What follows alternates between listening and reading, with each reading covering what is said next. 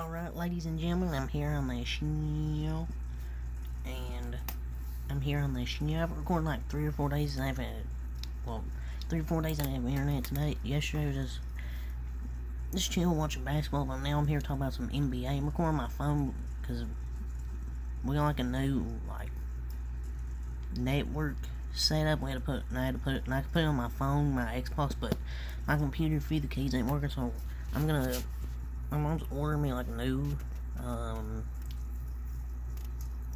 Chromebook thing, so hopefully in a few days I can get that set up and then I can start recording again on my laptop. But let's talk about some NBA. I wrote a lot of stuff down here. There's more stuff I'll write for another episode I'll probably do maybe later, but let's get right into it. So, the first thing I'll talk about is Kawhi Leonard.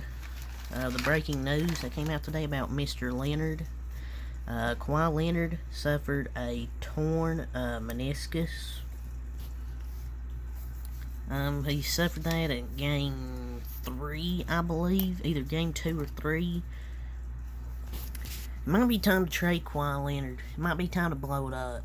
Because Kawhi Leonard, he just gets hurt way too much. He just can't stay healthy. Because you gotta have Kawhi Leonard healthy for a playoff run. But if you can't stay healthy, it's just so many games. You might have to think about trading him. If you're Steve Ballmer and the Los Angeles Clippers, you might have to think about blowing it up here. Because you can't have these injuries happen every year in the playoffs. Kawhi Leonard suffered an injury. And the Clippers, they're just having such bad luck with their 2-star players getting hurt. Because I thought, with them, this would have been a really good series, and they could have won this series easily if they had Paul George and Kawhi Leonard. You can't just keep saying every year, oh, what if? They might have to just blow it up. I don't know.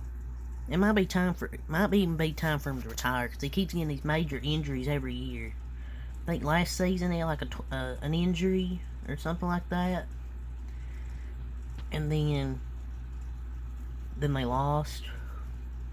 I don't know. It might be time for him to retire. He might need to go home. Like he might be done. I don't know. Just the Clippers might need to blow it up.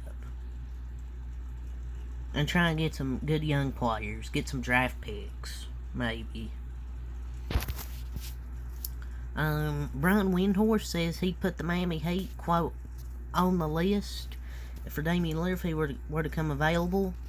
I've said this in a few NBA videos, that the Miami Heat could be a possible destination for Damian Lillard if he were to come available for trade anytime soon from the Portland Trailblazers, which I think it may be happen. But if he were to come available, I think Miami Heat would be the number one option. There would be a lot of other teams out there, but I think the Heat would be the number one option. So, Stephen A. Smith said this. He said, quote, Steve Ballmer and Los Angeles Clippers should force Kawhi Leonard to retire. I'm done. He needs to go home. It's over. Quote, Stephen A. Smith. I'm not going to say they should force him to retire, because you can't force somebody to go out there and retire, but if I was Kawhi Leonard, I would think about it, because he keeps suffering these injuries every year. It's just you can't rely on him to. You're not sure if he's going to be able to play every game. You don't know if he's reliable enough to play. So you might need to think about Kawhi Leonard retiring. Either him retire, or you trade him and keep Paul George, or you just trade them both and blow it up, and get some good young talent on that team and some draft picks. But I'm not going to say they should force him to retire. That's kind of a stretch.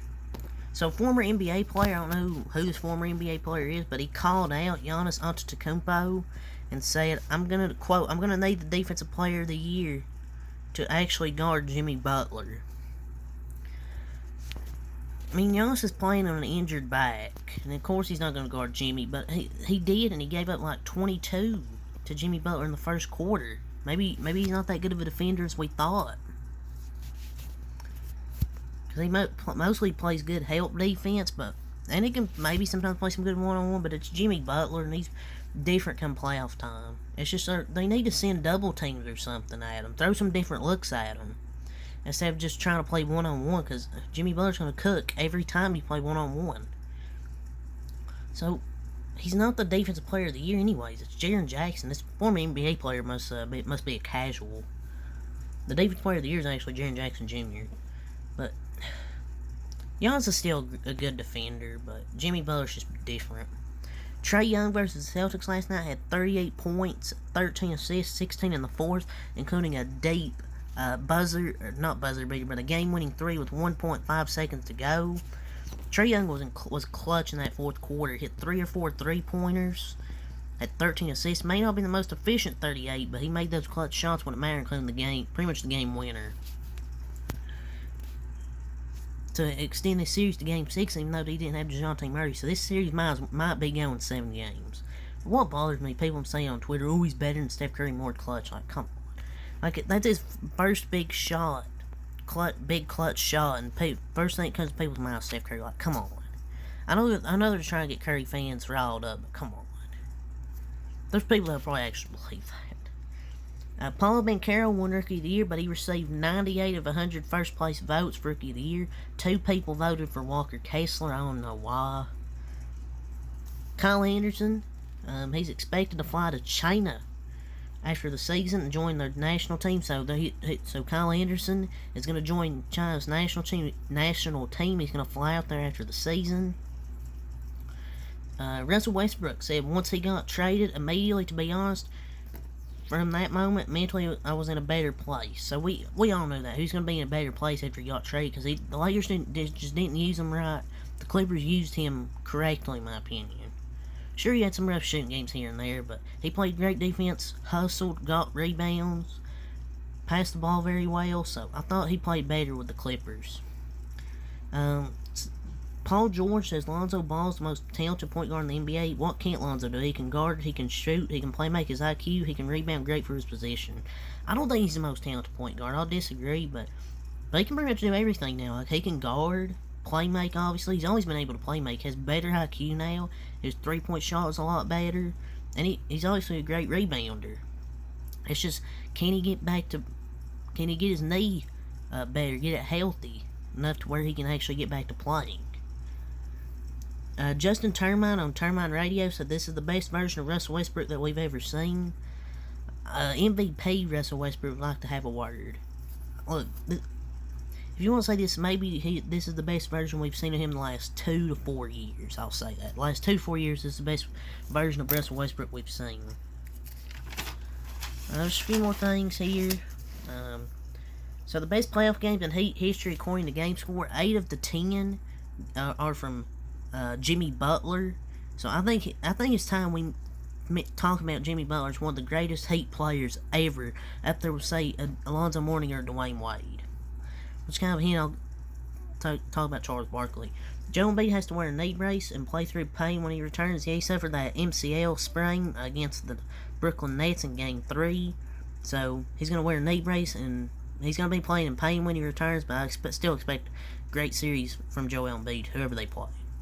So Taylor Jenkins, they believe the Grizzlies have lacked maturity amid the playoff series with the Lakers, and they've definitely lacked maturity.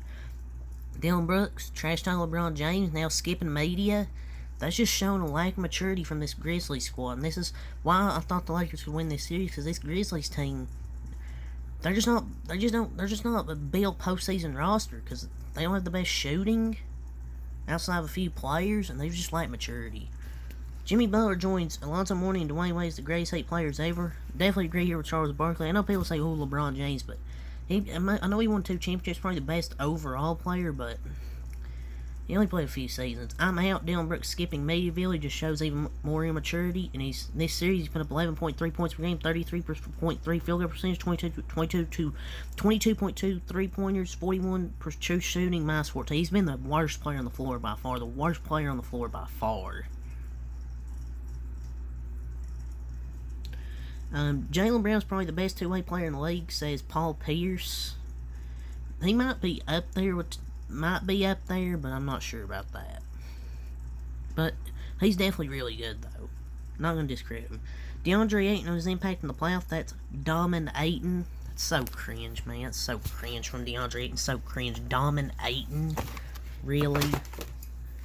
He's going to regret that quote come the next round when they lose to the Denver Nuggets.